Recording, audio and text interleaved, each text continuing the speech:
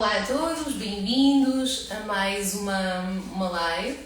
Hoje trago-vos um tema que continua aqui dentro da área da pediatria, não só, também é uma área que abrange crianças, adolescentes e depois no fundo não temos assim uma idade fixa para não se recorrer, acho eu. Já vamos esclarecer isto aqui com o Miguel.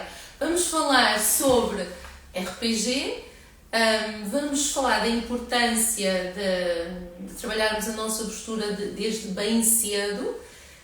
Tenho comigo o Miguel Carneiro, que é fisioterapeuta, tem formação em osteopatia e tem formação específica em RPG pelo método de Suchard. Olá, obrigada Miguel por estares aqui connosco. O Miguel faz parte da equipa da Osteoperformance e é responsável aqui por esta área da correção postural. Miguel, queres só explicar a quem nos está a ouvir o que é, no fundo, o RPG, mesmo a nível de formação? Acho que há um desconhecimento assim um bocadinho grande do que é que consiste, que formação é que é ao certo. Não é uma formação de um fim de semana, é uma formação longa. Olá a todos, antes de mais, bom dia. Pegando nesta questão da formação, o RPG é uma formação avançada, ou seja, os fisioterapeutas têm a sua formação da licenciatura e depois nós vamos fazer uma formação específica nestas questões mais posturais. O método de RPG já é um método que existe há algum tempo, acho que é um método que ainda não é muito conhecido, mas cada vez mais começa a ser mais reconhecido, mesmo até por médicos, fisioterapeutas, osteopatas, porque realmente é um método que tem muitos bons resultados. A formação é longa, são uma formação de 5 semanas e depois ainda há a possibilidade de fazermos formações avançadas dentro da área de RPG. E o RPG consiste em quê? Basicamente nós trabalhamos a nível estrutural de forma global e portanto estamos a fazer e utilizamos através de cadeias musculares, não é? O alongamento e portanto depois utilizamos determinadas posturas para fazer esse alongamento. É um trabalho que implica bastante disciplina também por parte do paciente e implica alguma educação por parte do paciente, porque a postura é algo muito ativo, muito dinâmico. Então, assim como o RPG, nós usamos essas posturas inicialmente de forma mais passiva, para provocar este alongamento das cadeias musculares e posteriormente, normalmente, fazemos sempre algum trabalho também proprioceptivo, que é para a pessoa integrar estas alterações estruturais. A postura não são só músculos e ossos, depois há ali todo um sistema complexo por detrás que com a consulta de RPG se vai trabalhar. Miguel, tu és fisioterapeuta, tens esta formação específica de RPG, mas diz-me uma coisa, a tua consulta, pelo que eu tenho a observar, não é acabas por integrar uma série de técnicas que foste aprendendo ao longo da tua formação. O que é que te diferencia, no fundo, de uma pessoa que não tem, por exemplo, formação em osteopatia e uma pessoa que tem formação em osteopatia mais RPG? Como é que é a tua visão do RPG neste momento? O RPG é um método que, por si só, nos permite trabalhar uma série de coisas. Permite-nos trabalhar a postura, permite-nos trabalhar uma série de dores e de problemas osteoarticulares. O que eu mais gosto, efetivamente, é integrar toda a minha formação, e acho que é isso que traz uma grande vantagem às consultas. Tanto na formação de osteopatia que tenho, como todas as outras de terapia manual, aqui eu acho que me consigo diferenciar logo pela própria avaliação. Tanto, por exemplo, a osteopatia como o RPG permitem uma avaliação de forma muito global, porque a postura é algo global, não me interessa saber como é que está só a postura do pé, esquecendo o que está para cima, ou ao contrário, normalmente as pessoas procuram-nos mais pela postura da coluna, mas isso é muito importante, ver um pé, ver um joelho, ver uma anca. Então eu acho que é isso. Todo o resto da formação me permite ver mais a nível estrutural e fazer o seguimento de baixo para cima. Normalmente eu tendo a começar de baixo para cima, porque o pé é um importante captor postural. Depois há também outras questões muito interessantes, que é mesmo a nível visceral e a nível cranial, são coisas muito importantes para nós termos em consideração a nossa postura. E pronto, se trouxermos aqui a conversa para as crianças, vamos ver que a nível cranial há uma importância tremenda e mesmo a nível visceral também.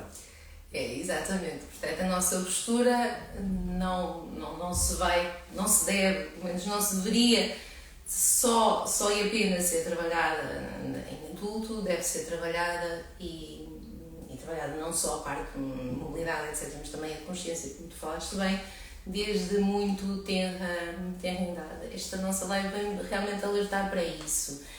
Fazer um RPG puro, se calhar não se consegue em crianças muito pequeninas, não é verdade, mulher? Sim, eu diria que talvez uma das maiores dificuldades no RPG é a atenção que necessitamos do paciente e é isso. Em crianças mais pequenas, o RPG implica estar algum tempo parado, implica alguma consciência corporal, que mesmo em adultos às vezes é mais complicado, portanto, principalmente em pessoas que não tenham hábitos de exercício é mais complicado, mas é uma coisa que se trabalha.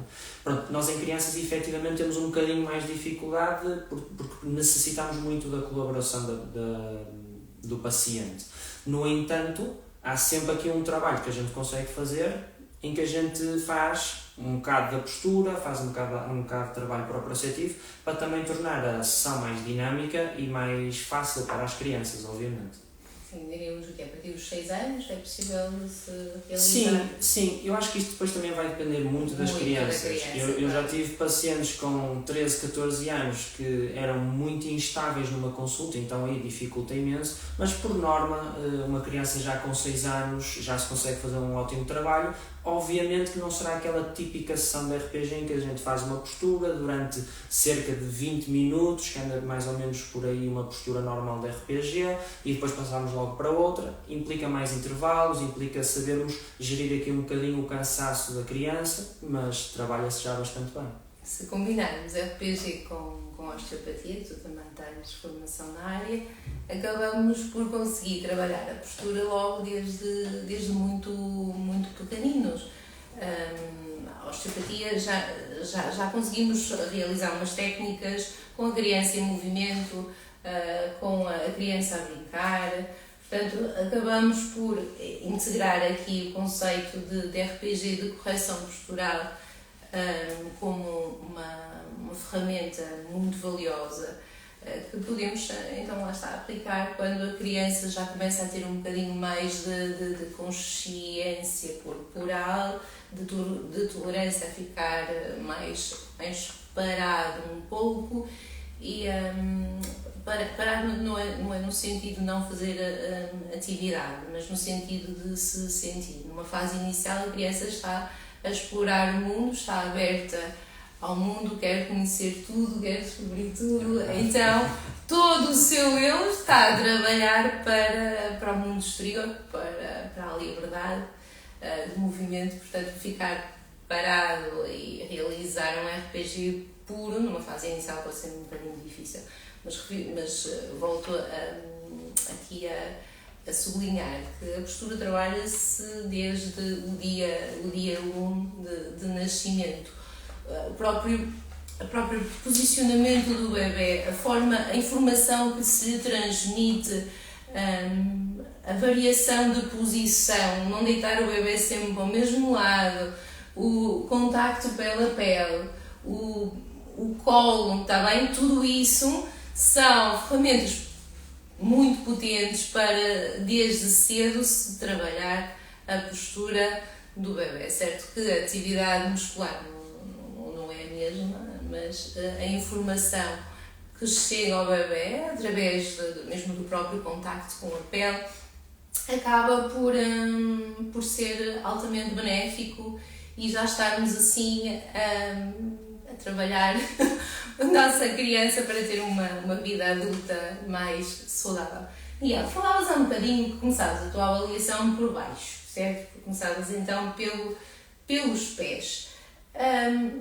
Portanto, os pés influenciam a postura, certo? É só os pés ou tens outros elementos que influenciam a postura de uma pessoa, de uma criança, consequentemente? A postura é realmente uma coisa bastante complexa. Os pés, por norma, a gente começa nos pés porque o próprio método assim o faz, ou seja, nós quando, por exemplo, fazemos posturas em pé, nós primeiro corrigimos os pés e ignoramos um bocadinho o que está para cima e depois vamos aos joelhos, vamos à anca e, no fundo, vamos tentando fazer um varrimento de baixo para cima de maneira a irmos controlando melhor as diferentes estruturas. No entanto, obviamente, há muito mais coisas aqui a influenciar uma postura. Pode haver desequilíbrios oculares, já falámos que a parte cranial, principalmente em crianças, tem influência enorme na nossa postura. Já há estudos que falam que a nossa própria postura mais emocional, que tem muita influência, e sinceramente isto é mais uma vez algo que é desafiante para o meu trabalho em consulta, que se realmente eu tenho um paciente, independentemente da idade, 6 anos aos 15 anos, por exemplo, são aqui que depois começam a haver assim idades mais complicadas, em que temos um paciente mais introvertido, mais envergonhado, ele automaticamente vai adotar uma postura mais de fecho, e isso aqui já não estamos a falar tanto de um problema estrutural. Claro que uma coisa leva à outra e a parte estrutural deve ser trabalhada, mas aqui a parte psicoemocional também. E por isso é que não só na minha consulta eu gosto de juntar várias coisas, várias formações, vários tipos de trabalho, como também gosto de, ao trabalhar um paciente, de pegar em vários profissionais. Muitas vezes é importante um psicólogo, muitas vezes é importante um podologista, muitas vezes é importante um osteopata, ou seja, há aqui várias pessoas que devem integrar numa equipa, pronto, e eu gosto muito de trabalhar numa equipa multidisciplinar, consoante as necessidades do paciente. Pois. Estava aqui a lembrar-me agora dos nossos adolescentes, que estão numa fase de crescimento rápido, não é? Temos um corpo constantemente em mudança, que os desafia a se conhecerem, temos ali um borbulhar de emoções,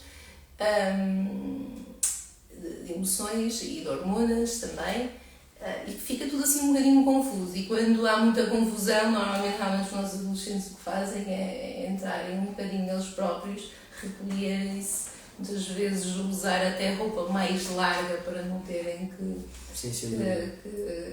exporem os seus corpos que estão em mudança. Se calhar este momento, este tratamento, este tempo de consciência corporal também,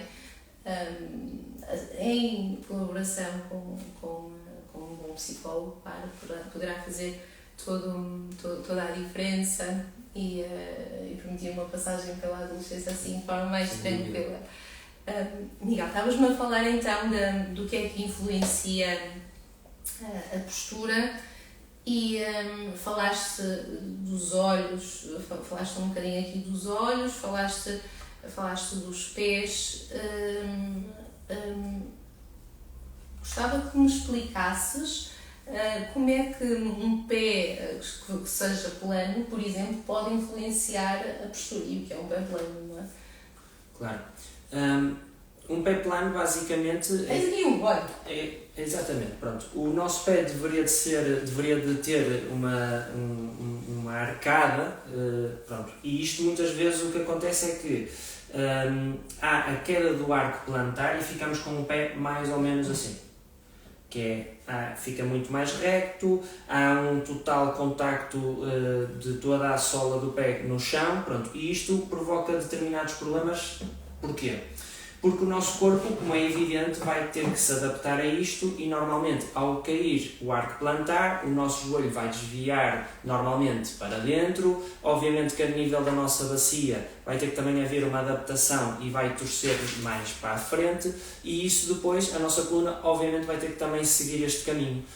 E isto muitas vezes pode ser, por exemplo, uma das causas ou de uma inclinação ou depois de uma própria escoliose, porque a nossa postura tem sempre 3 regras, que é a horizontalidade do olhar, e independentemente do que aconteça, o nosso corpo tem que manter a horizontalidade do olhar, ok? Depois, há uma segunda regra do nosso corpo, que é a ausência de dor, e uma terceira que é o menor gasto de energia possível. Pronto, e isto é hierárquico, ou seja, o corpo primeiro tem que respeitar a primeira regra, só depois é que pensa na segunda e só depois é que pensa na terceira. Pronto, tendo isto em conta, claro que quando um pé cai, todo o corpo vai se ter que adaptar de maneira a que o nosso olhar fique horizontal, porque senão, no caso de ou um pé plano ou uma perna mais curta do que a outra, que pode acontecer também em algumas situações, e é muito importante em crianças irmos vigiando isso, certo? Pronto, se a gente tiver uma perna mais curta que a outra, o nosso corpo não pode inclinar para um lado e nós não vamos andar assim. Vai haver toda uma adaptação de maneira a manter esta horizontalidade. O bebê, quando nasce, tem um pé naturalmente plano e permanece plano até aos 3 anos, mais ou menos. Quando começa a caminhar, vamos começando, mesmo antes, com o gatinhar, com a exploração do pé, etc. Temos uma série de reflexos que se vão inibindo. Começamos a receber informação vinda do pé, o pé começa a explorar mais movimento, começa a ter mais mobilidade e começa a ganhar forma. Portanto, até aos 3 anos é normal o pé ser naturalmente plano, a partir daí começamos a necessitar de ter este arqueamento, que no fundo serve como um amortecedor. É um amortecedor, nós precisamos de sermos dinâmicos, de caminharmos de forma harmoniosa. Estavas a falar de que isto poderia estar na origem, por exemplo, de uma escoliose e de uma alteração também do apoio do pé, isto é, se eu pouso o meu pé mais para dentro, eu vou fazer cargas diferentes de um hemicorpo relativamente ao outro. Isso na criança é perigosíssimo, salvo seja, não é assim.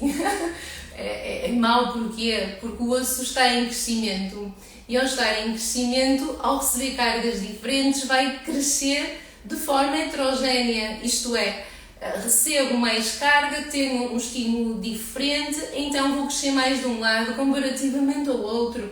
É importante esta consciência, esse trabalho de RPG que vai permitir à criança perceber como é que as cargas estão a acontecer no seu corpo. Eu lembro de uma menina que eu te encaminhei, em que tu lhe perguntaste 3 vezes se ela estava para ela, se aquela era a posição confortável e correta para ela. A mãe transmitiu-me essa informação depois, numa consulta seguinte que esteve comigo, em que a miúda tinha um pé, a posição confortável dela era esta, um pé muito anterior e o outro assim, muito posterior.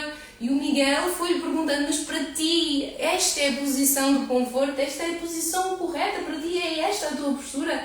E ela sempre afirmou que sim, portanto, ela ia crescer, esta miúda, que tem, já não me recordo a idade, mas cerca de 9, 10 anos, por aí.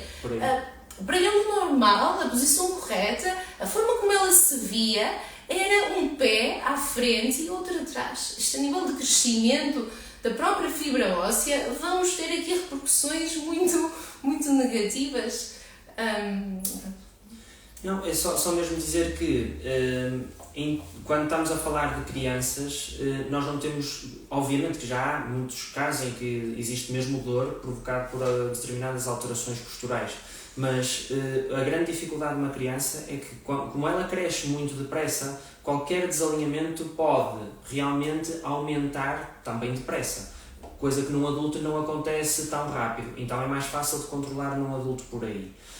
No entanto, estes desalinhamentos sabemos que no futuro, quando forem adultos, aumenta a probabilidade de sofrerem problemas osteoarticulares. Portanto, mais uma vez aqui este cuidado, obviamente a longo prazo, mas sobretudo na criança deve haver um cuidado com a postura, porque se não for bem controlado, rapidamente podemos perder ou podemos ter maior dificuldade em controlar a postura, porque como cresce tudo tão rápido, é muito mais difícil. É preciso muito um acompanhamento grande. Há uma expressão que é do pequenino se torce o exatamente. pepino. Isso vem de uma prática na agricultura que é, no fundo, o pepino, quando vai crescendo, tem que se ir retirando umas coisinhas que vão crescendo também e vamos orientando. De criança é um pouco assim, não é? E quando digo orientar o crescimento, não é só um crescimento estrutural. Sim, sem dúvida, sim. Não é só um crescimento estrutural, vamos à estrutura e vamos à consciência, vamos integrar o corpo na pessoa e vamos recorrer a uma equipa multidisciplinar quando assim é necessário. Estou-me a lembrar de outro elemento da equipa multidisciplinar que tu trabalhas imenso, são os ortodontistas, os odontopediatras também, que acabam por fazer um trabalho connosco. Miguel, a ATM, a articulação temporomandibular, também é um captor postural. Como é que tu trabalhas na tua consulta? Bom, é sempre uma articulação, para mim, mais difícil de trabalhar, porque em crianças ainda há muita coisa ali a acontecer, a nível em termos de oclusão. Pronto, efetivamente há casos que nos sobressaem muito mais, como a classe tipo 2 ou tipo 3, que basicamente é um bocadinho a forma como os dentes se encaixam, não é? Os de cima devem ficar ligeiramente à frente dos de baixo, para termos uma mordida dita normal. Pronto. Quando isto não acontece, isso também depois vai repercutir muito a nível de tensões miofaciais a nível cervical e podemos ter aí uma alteração postural que começa mais de cima para baixo, não é? A alteração da cabeça, que depois vai fazer com que todo o corpo, para ter um equilíbrio, que se adapte a isso. Pronto. Então, a minha avaliação é, efetivamente há casos que são mais gritantes, então aí o ideal é sempre encaminhar para um ortodontista para ele perceber quando é que é melhor o timing de correção dessa oclusão. Muitas vezes, quando são pequenas alterações, é preferível tentar esperar um pouco mais para que toda a mordida esteja mais adaptada e depois sim o ortodontista fazer o trabalho dele. Pronto. Muitas vezes, quando são crianças demasiado pequenas, esta abordagem tem que ser muito avaliada com o ortodontista, mas sem dúvida que nós na consulta temos que avaliar isso, porque é fundamental, é mais um captor postural e é mais uma coisa a influenciar a nossa postura. Nós temos cada vez mais bebés e crianças já recorrerem à consulta de osteopatia, não RPG, lá está, RPG vem um bocadinho depois, mas encaminhados por odontopediatras e mesmo por odontopediatras que nesta idade são os odontopediatras que acabam por acompanhar mais. O grupo de odontopediatras tem formação específica em ortopedia funcional dos maxilares, fazem um trabalho mágico e é incrível porque realmente se nós trabalharmos estrutura, orientarmos o crescimento, mesmo que a posteriori seja necessário a colocação de algum tipo de aparelho, etc., a evolução é muito mais rápida e muitas vezes mordidas cruzadas numa fase muito inicial conseguem facilmente ser corrigidas. Muitas vezes tem a ver com alterações cranianas, isto é um bocado pequeno, tem a ver com alterações cranianas que provocam um desvio mandibular. E é preciso trabalhar tudo o que seja, vocês conseguem ver muito bem, tudo que seja ATM, tudo que seja temporal, tudo que seja cervical, para primeiro se equilibrar aqui esta zona e depois recorrer a alguma estratégia, alguma educação em casa no momento da comida e da exploração da cavidade oral. Também fazemos um trabalho muito giro associado a terapeutas da fala, também são fundamentais quando a mobilidade da língua está alterada. Pronto, portanto, realmente a ATM, mais para a frente vamos integrá-la na postura também e temos aqui já uma série de interferências, não é verdade? Miguel, estávamos a falar dos olhos há pouco. Tu avalias, como é que tu avalias o olho na tua consulta? Normalmente tento avaliar logo, em primeiro lugar pergunto se a paciente usa óculos ou não, esta é logo a primeira pergunta, e depois tento perceber qual é o olho diretor, pronto, porque nós temos tendência a ter um olho que é mais importante do que o outro, então muitas vezes é preciso, isso ajuda-nos a perceber para onde é que a pessoa pode estar a tender. Ou seja, se o meu olho principal é o direito, eu normalmente tendo a buscar as coisas, ou tendo a ser mais... tenho mais tendência para usar esse olho. Então isso pode-nos dizer como é que a postura vai funcionar daí para baixo. Então é logo das primeiras coisas a fazer. Depois tento perceber se há assimetrias, ou seja, na subida e na descida, nas lateralizações. Muitas vezes há pequenos atrasos no movimento ocular que também depois nos podem influenciar a postura. Isto sabemos que o movimento dos olhos com o movimento aqui dos músculos da cervical alta, eles estão muito relacionados. Então, claro, uma cervical alta na postura é algo essencial, portanto, todas estas relações têm que ser avaliadas. Há casos em que são pequenos atrasos, em que é um problema muscular, então nós trabalhamos isso muitíssimo bem, e há outros casos que é mais um problema do próprio olho, então aí precisamos de um médico para fazer a sua avaliação e, consequentemente, a sua intervenção. Mas é muito por aqui o trabalho, portanto, nós numa primeira consulta realmente é importante investir tempo na avaliação, para que depois todo o tratamento seja mais ou menos, que vá sempre correndo bem. E lá está, tirar a informação do olho, ATM, acabámos de falar que estas, efetivamente, com ortodontia ou sem ortodontia, é muito importante dar sempre mobilidade a todas as estruturas, porque uma estrutura que tenha mobilidade tem uma maior probabilidade de crescer no sentido que nós queremos, e muitas vezes, só para terminar há pouco a conversa da ortodontia, efetivamente, quando mesmo temos o próprio aparelho, muitas vezes eu tenho médicos ortodontistas que me pedem para trabalhar, porque sabemos que um aparelho cria tensão, e nós estamos aqui também para trabalhar, a dar mobilidade nas zonas onde vamos sentindo essa necessidade. Não é? E não só, mesmo no adulto, se não houver estabilização, e em si, por exemplo, a posição da língua, o aparelho é colocado, é retirado e o paciente volta a ter os dentes com problemas. Sim. Portanto, realmente, postura, se nós não trabalharmos postura, vamos ter um insucesso também da correção feita pela equipa de ortodontia. Portanto, estamos de mão dada, estamos em equipa e apenas assim é que as coisas funcionam no sentido certo e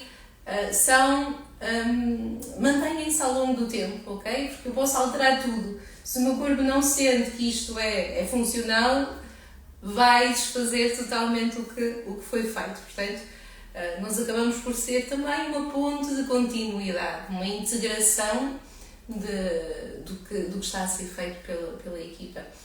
Falando um bocadinho dos olhos, quem nos está a ouvir deve achar que isto aqui é muito esquisito, não é? Isto aqui é muito esquisito, os olhos, estão vocês a abrir os olhos.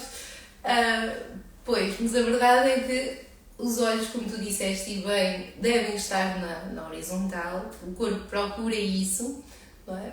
Ninguém anda com a cabeça assim, pelo menos tenta não andar o quanto possível para receber uma imagem correta vinda do mundo lá de fora.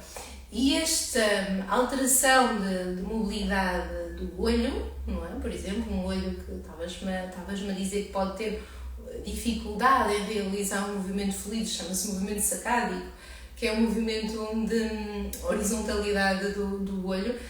Parece assim um absurdo, mas na verdade nós, a nível de escola, usamos-lo para ler. Sim. E crianças que tenham alterações posturais vão se cansar muito mais na leitura, no estar sentado, porque não reconhece o seu corpo no espaço. Então, o próprio tempo de estudo, estar na sala, o mudar o olho da secretária para o quadro, para a professora, onde está toda a informação, torna-se realmente muito, muito cansativo. E o rendimento escolar pode sofrer com isso. Sem dúvida, a própria postura na secretária, a forma como a criança se coloca, ou o adolescente, também terá muito a ver, pode ter a ver com o olho. Há outros fatores, mas também por aí. Boa.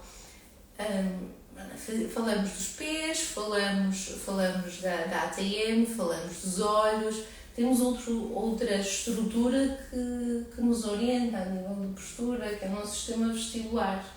Tu acabas por trabalhar e avaliar isso na tua consulta, Miguel? Sim, o sistema vestibular também temos que trabalhar, obviamente, e pronto, é também uma estrutura que, mais uma vez, muitas vezes implica aqui uma abordagem com também o próprio médico, mas há testes que nós podemos fazer para nos tentar indicar de onde é que os nossos problemas, onde é que o principal problema pode estar.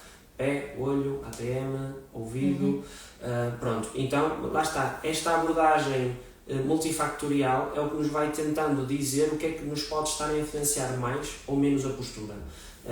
Então, pronto, também fazemos aí um trabalho nesse sentido e pronto. E depois, em termos mesmo da RPG, é fundamental, é um dos sistemas que nós vamos sempre trabalhar, ou seja, nós temos uma parte muito estrutural, em que trabalhamos, em compostura, X, Y ou Z, dependendo das necessidades da pessoa, mas depois há sempre algumas posturas que nós fazemos em pé, que trabalham muito a parte vestibular e também a parte proprioceptiva. Portanto, porque não me interessa que na Marquesa a pessoa adote a postura que eu quero, se depois também não reeducar o nosso sistema nervoso nesse sentido.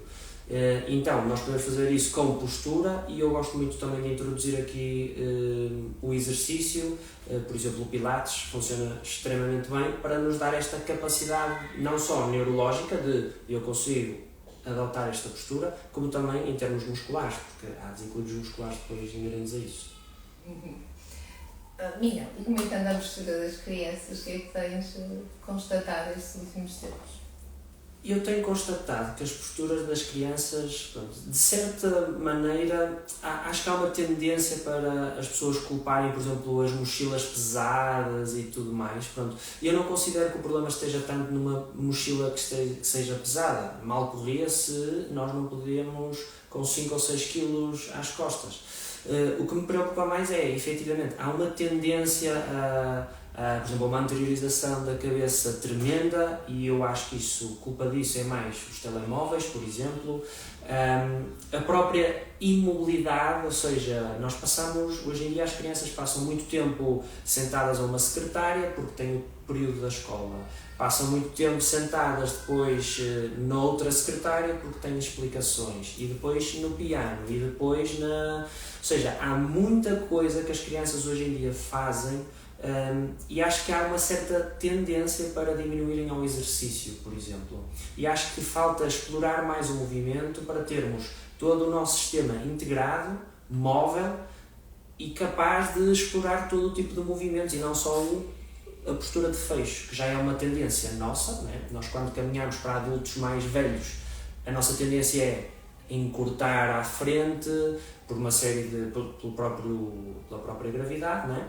E temos maior número muscular e maior força à frente do que atrás, pronto. E esta tendência acho que se está a ver cada vez mais cedo, porque cada vez mais cedo também fazemos coisas ou seja, não nos mexemos tanto, estamos mais ao computador, mais ao telemóvel, ou seja, estamos a promover mais o fecho da criança e acho que esta é uma tendência preocupante, porque antigamente as crianças brincavam muito mais e tinham uma postura muito mais de abertura e não tanto de fecho. Não sei se... Sim, pronto. Partilhamos da mesma ideia, temos observado mais ou menos a mesma coisa, é verdade. Eu estava a ouvir falar e estava-me a lembrar de um conceito que eu gosto sempre de desmistificar junto dos pais, que é o brincar e o jogar. Tá bem? Há uma diferença muito grande entre o brincar e o jogar. As crianças brincam um pouco e jogam mais. O jogar implica regras, não é? Seguir um padrão de regras e normalmente têm que ter determinados gestos motores específicos que são sempre os mesmos, são repetitivos e que por si só já estão a limitar, no fundo, o movimento. E o jogar portanto, o brincar é o oposto do jogar. O brincar não tem regras, é algo espontâneo, é algo livre, é algo que se explora Muitas vezes todos os movimentos que o corpo da criança quer, gosta e precisa, está bem? Que é liberdade de movimento, estar no exterior, contactar com a natureza, saltar, pular, cair, sim, cair, faz parte, e crescerem ao ritmo deles, da forma que o corpo deles pede, e serem eles os protagonistas das suas histórias, porque quando estamos em frente a um telemóvel, a um tablet, estamos a ver o que os outros fazem, não é? Estamos a ver o que os outros fazem, não estamos a ser os protagonistas da nossa história. Sim. E as crianças nesta fase em que estão a olhar para o futuro, não é? Que eles não querem saber o amanhã, não é por aí, eles não têm esta consciência, um dia mais tarde, não é por aí. Mas isto, o facto de não se conhecerem, não conhecerem o seu corpo, deixarem-se cair na inércia, vai trazer repercussões na vida adulta, não só posturais. Não vamos ter crianças, vamos ter adultos menos fortes, menos ativos, menos flexíveis, e menos flexíveis em todos os sentidos, não é só a nível motor. Sim, eu acho que esta é uma questão que vai muito além da postura, não é? Mesmo a nível metabólico, há aqui uma série de coisas que esta tendência à falta de movimento e à falta de exercício, à falta de estímulo, como estava a falar, realmente vai ter aqui várias implicações. E sinceramente não acho que sejam implicações tão a longo prazo como a gente às vezes pensa. Acho que às vezes estes tipos de problemas começam a aparecer mais cedo do que aquilo que a gente gostaria, e que efetivamente, e agora pegando no campo da postura, quanto mais deixarmos andar, mais difícil vai ser de trabalhar. Pronto. Mas claramente isto é algo que transcende a postura, não é? Transcende a postura, é verdade. É verdade. Muitas vezes a postura está a mostrar o que está a acontecer. Olha, não precisei disto, caiu ao início e ficou aqui quase até ao final. Tinha ali, por acaso, estava a olhar, a fazer o barrinho de algumas coisas que gostava de falar contigo, e apareceu-me ali um termo que é cicatrizes. As cicatrizes podem interferir na postura? Claro, sim, isso é mais uma coisa que temos que ir procurar, sim, e trabalhar. Pronto, basicamente isso tem muito a ver com o nosso tecido miofascial, não é? Pronto, o nosso tecido miofascial basicamente é como uma t-shirt no nosso corpo, não é? Se nós tivermos uma t-shirt super justa, sabemos que isso dificulta os nossos movimentos, queremos levantar os braços, se a t-shirt está aqui presa cá em baixo, nós temos mais dificuldade. E como disse há pouco, o nosso corpo vai procurar sempre uma postura que nos faça gastar menos energia. Então é simples, vai simplesmente aumentar a curvatura da coluna torácica para os nossos braços terem mais liberdade de movimento e ser mais fácil. Ora, isso é mau, porque não está a limitar o movimento, está-nos a roubar movimento, e nós temos que trabalhar a cicatriz para ter uma cicatriz móvel, para que esses tecidos tenham a sua mobilidade e nós consigamos ter uma maior diversidade de movimentos, que é isso que a gente basicamente procura. Acho que faz sentido, assim, é que chamar este toque final. Malta, trabalhem as vossas cicatrizes, as dos vossos filhos também, procurem estarem atentos e procurem ajuda quando assim o entenderem. Não deixem, como a amiga disse, não deixem passar o tempo, porque depois temos não temos um problema, se calhar temos depois 2 ou 3. Um crescimento assimétrico vai fazer com que se alterem os restantes elementos da postura, não é? Um mau apoio plantar vai interferir com a cervical, vai interferir com uma ATM, pode estar na origem de uma série de chatices que poderiam ter sido trabalhados antes de forma mais eficaz, sem deixar ali um rastinho de chatices, como a questão da mobilidade ocular, não é? E como a questão da própria personalidade, um adulto que se sinta forte, que se sinta sem limitação de movimento, se calhar também vai ser um adulto que vai ser mais resiliente, que vai encarar as dificuldades com outro ânimo, que vai combater a doença e a dor com outro tipo de visão também. Acho que, assim, grosso modo, está assim, o conceito de postura já está desvendado, acho que já deu para perceber o que era RPG, que o RPG é uma ferramenta importantíssima. Miguel, se tens mais alguma coisa a acrescentar? Não, pronto, é isto. Acho que, em resumo, é importante nós irmos tendo todos estes cuidados com o nosso corpo, seja com a postura, mas tudo no geral. Realmente, em termos das crianças, é muito importante, quanto mais estímulos, melhor, e de estímulos diferentes, sobretudo, e quanto mais pequeninos, melhor ainda. E pronto, e é isto, e é dar muito exercício, muita mobilidade, porque à partida isto aumenta-nos a probabilidade de termos um crescimento saudável e de no futuro termos também uma vida mais saudável. Muito bem. Quem nos está a ouvir, se quiserem colocar alguma questão depois em off, ou mesmo agora, estão à vontade, estamos aqui para esclarecer qualquer dúvida, está bem? Bom, foi um prazer estar aqui. Obrigada, Miguel, mais uma vez. Foi muito bom. Eu que agradeço. Maltinha aí, tchau, e obrigada por terem assistido. Let's leave. Ok.